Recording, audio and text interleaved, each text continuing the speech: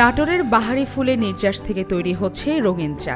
লাল আর নীল রঙের নজরকাড়া এসব চায়ে আছে ভেষজ গুণ, তাই চাহিদা বাড়ছে ক্রমশ।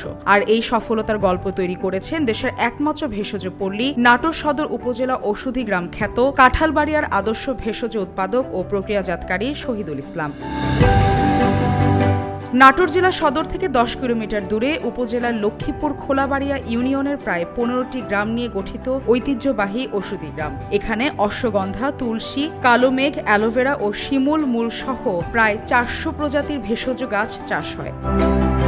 এই গ্রামের 800-র বেশি চাষি ও ব্যবসায়ীরা 20 থেকে 30 কোটি টাকার ভেষজ পণ্য উৎপাদন ও বিক্রি করেন, যা স্থানীয় অর্থনীতিতে বড় ভূমিকা রাখছে।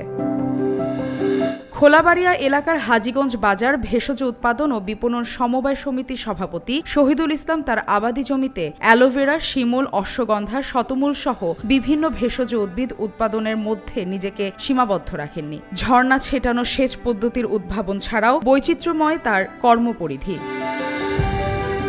2017 সালে রংপুর পাট গবেষণা ইনস্টিটিউট থেকে চারা সংগ্রহ করে রোজেলা গাছের চাষ শুরু করেন শহীদুল ইসলাম। এই গাছের ফুল থেকে তৈরি হয় রোজেলা চা। লাল রঙের রোজেলা চা এখন সারা দেশে সমাদৃত।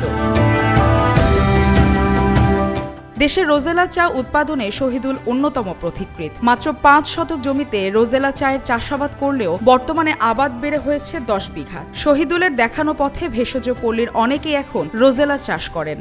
আমি শুরু করি যে আসলে এটা কি চলবে না, কারণ ইউটিউবে দেখা যায় যে বিভিন্ন সময় যে এই রঙিন চা, বিভিন্ন কালারের চা, মানে একটা দোকানে 5-10 প্রকার চা, সেই রঙিন চায়ের মার্কেটে আমি এটা কিভাবে প্রবেশ করতে পারি সেই দৃষ্টিতে আমি শুরু করি।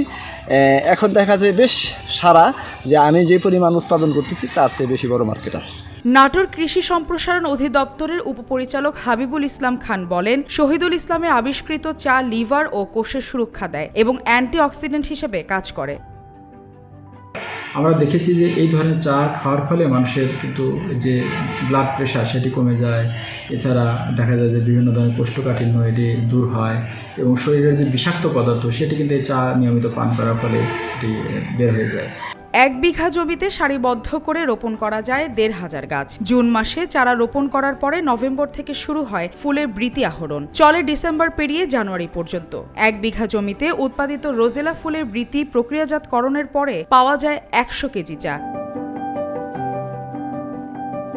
মালিহা চৌধুরী, আয়না টেলিভিশন।